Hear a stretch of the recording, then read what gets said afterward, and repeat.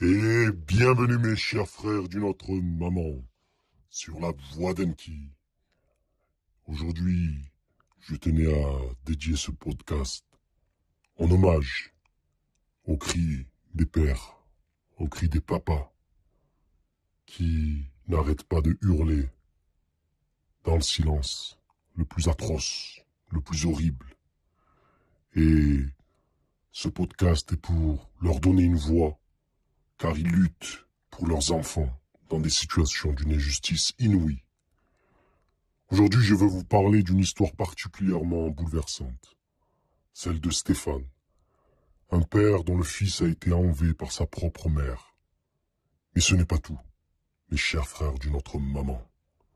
Ce drame n'est pas qu'une affaire personnelle, il reflète un problème systémique, encouragé par la législation d'un pays tout entier, le Japon. Eh oui, mes chers frères d'une autre maman, dans ce podcast pour les âmes sensibles, je vous prie d'éteindre la vidéo. Oubliez la japonaise innocente des mangas, toute douce, toute calme, toute timide, qui est juste un fantasme. Imaginez-vous dans la peau de Stéphane. Un jour, son épouse japonaise est partie avec leur fils, laissant derrière elle une vie et des promesses brisées. En France, ou dans bien d'autres pays, cela constituerait un enlèvement parental. Un crime pour lequel des recours existent. Mais au Japon, mes chers frères d'une autre maman, ce type d'action n'est non seulement pas puni, mais il est en quelque sorte légalisé. Mais alors vous allez me dire, mais dans ce cas-là, pourquoi ne font-ils pas la garde séparée? Oui, mais seulement au Japon, la garde partagée n'existe pas. Quand le couple se sépare, l'enfant est confié exclusivement à l'un des deux parents, la mère en général, tandis que l'autre parent est exclu de sa vie. La loi ne reconnaît pas les droits du second parent, ni même les décisions de justice étrangère. Ce qui veut dire que pour notre cher Stéphane, il s'est retrouvé une main devant, une main derrière. Et Stéphane est loin d'être un cas isolé, parce que d'après des stats, il sera environ une centaine de pères français à vivre cette séparation forcée, privés de leurs enfants, sans aucun recours. Et les pères japonais ne sont pas épargnés. Un enfant japonais sur 6 aurait perdu tout contact avec un de ses parents. Ce n'est pas une histoire individuelle, c'est une crise humanitaire, un drame collectif qui touche des milliers de familles. En fait, il y a une convention, la convention de l'Haye, qui est censée protéger ces enlèvements. Mais cette convention est totalement ignorée par le Japon. Beaucoup de ces pères comme Stéphane, Emmanuel et Vincent se sont tournés vers la convention de l'Haye. C'est un traité international censé protéger les enfants en cas de déplacement illicite par l'un des parents. Et pourtant, malgré la ratification de ce traité par le Japon en 2014, les lois japonaises continuent de privilégier le parent qui prend l'enfant en premier, au nom du principe de la continuité. Vous voyez, mes chers frères d'une autre maman, dans quel mépris, dans quelle humiliation nous pouvons nous retrouver par l'amour d'un enfant. Ce chantage avec « tu veux voir ton enfant, eh ben tu vas te soumettre. Je vais te laisser crier, hurler en silence, faire des va-et-vient entre la France et le Japon, à tes coups, à ta charge, et je vais te laisser mourir en silence. » Imaginez le nombre de pères qui se suicident en silence dans ces drames. Ce que cela signifie, c'est que la Convention de l'Haye n'est qu'un texte sans réelle application. En d'autres termes, la Convention de l'Haye au Japon, c'est du bullshit. Les jugements étrangers ne sont même pas reconnus. Et la garde partagée est une notion inexistante en droit japonais. Pour Stéphane et tant d'autres, cela représente une injustice incommensurable. Un gouffre juridique dans lequel ils se retrouvent piégés, sans solution et sans espoir de revoir un jour leurs enfants. Et ces hommes, ces pères, ont tout tenté. Ils ont engagé des avocats, contacté des détectives, interpellé des diplomates. Certains ont même dépensé des sommes faramineuses dans l'espoir de retrouver leurs enfants. Et malgré cela, malgré leur persévérance, rien n'y fait. Le système est incapable, il reste sourd à leur détresse. En d'autres termes, ils se laissent haggar dans le silence. Et pour ces pères, chaque journée est une épreuve. Ils sont confrontés, imaginez mes chers frères d'une autre maman, ils sont confrontés avec les souvenirs qui deviennent de plus en plus douloureux. Imaginez les photos anciennes, les premiers pas de leurs enfants, les anniversaires qui ratent chaque année. Et un des pères accablés par la douleur a même confié à une journaliste qu'il préférait imaginer son enfant mort plutôt que de continuer à souffrir de cette absence. Imaginez la douleur de ce père. Il y a quelques années, deux pères, après des luttes acharnées pendant des années, ont mis fin à leur jour, brisés par cette séparation imposée, par cette hagra gratuite, cette injustice. Ils ne pouvaient même plus supporter cette torture psychologique quotidienne. Vous voyez, c'est quoi cette Bulma Shishi manga? Vous voyez la réalité de la japonaise? Cette image qui paraît innocent, mais qui est en fait un démon derrière, sans empathie, et qui va vous détruire à petit feu. C'est pour ça, mes chers frères d'une autre maman, montez votre garde.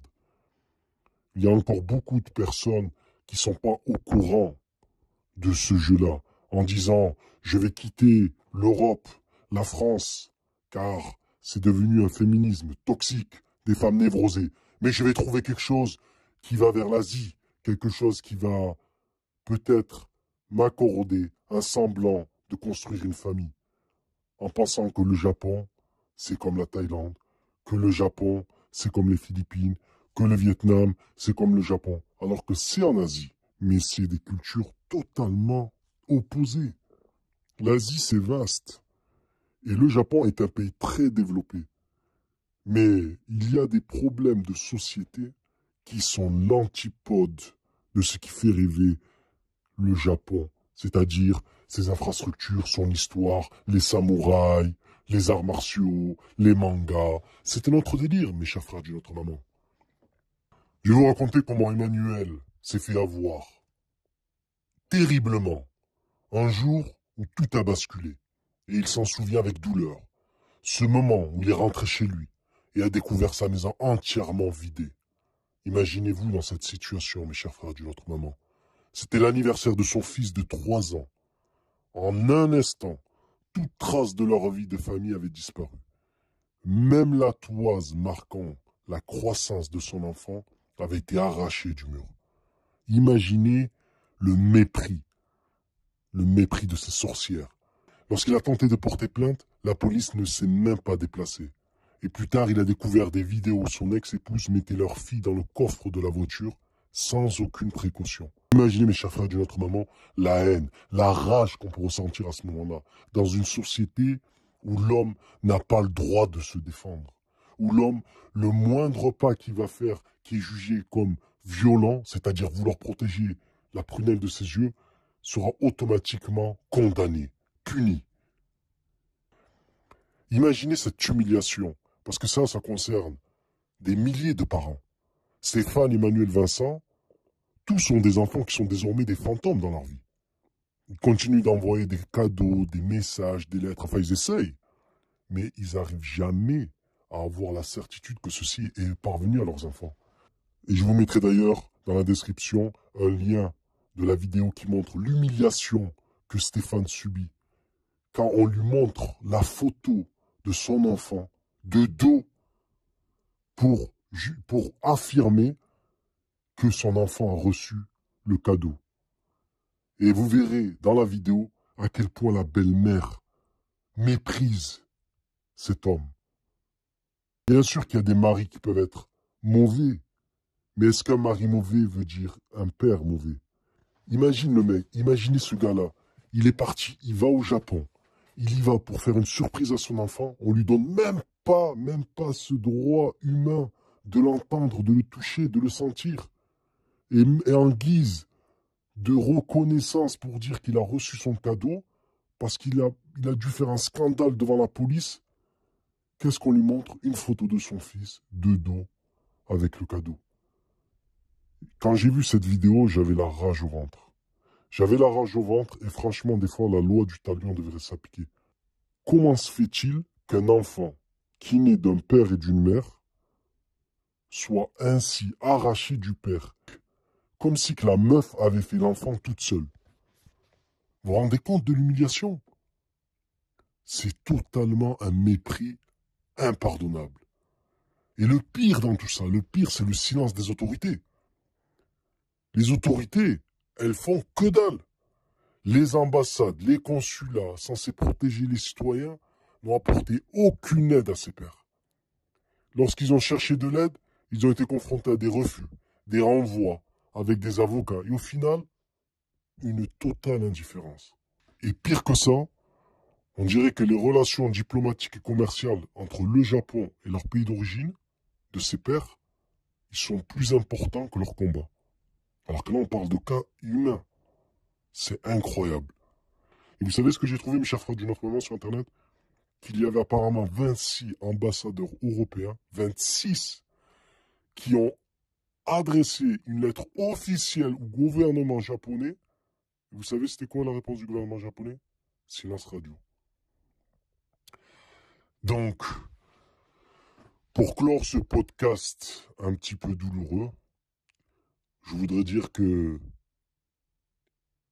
je m'adresse aux parents, aux papas, à Stéphane, à Emmanuel, à Vincent, à tous ces pères, pas forcément aussi qui sont confrontés avec ces histoires au Japon, ça peut être ceux qui vivent aussi en France, ça peut être aussi d'autres pays que le Japon également. Je veux dire à ces pères que vous n'êtes pas seuls et que votre combat mérite d'être entendu. Même dans cette chaîne où je parle des MGTOW, je m'adresse à tous mes chers frères d'une autre maman, à tout homme qui vit sa souffrance en silence. Vous n'êtes pas seul. Et à travers ce podcast, j'espère que vous, auditeurs, pourrez vous sensibiliser à cette réalité. Nous pouvons tous, à notre manière, faire entendre cette voix, montrer notre soutien, dénoncer ces situations inacceptables et participer à ce combat pour que ces enfants, un jour, Inch'Allah, comme on dit, puissent revoir leur père. Si vous aussi, vous vivez ou connaissez une situation similaire, n'hésitez pas à la partager dans les commentaires. Je me ferai un plaisir d'y répondre. Pour que ces pères soient enfin entendus et respectés. À bientôt sur la Voix d'Enki.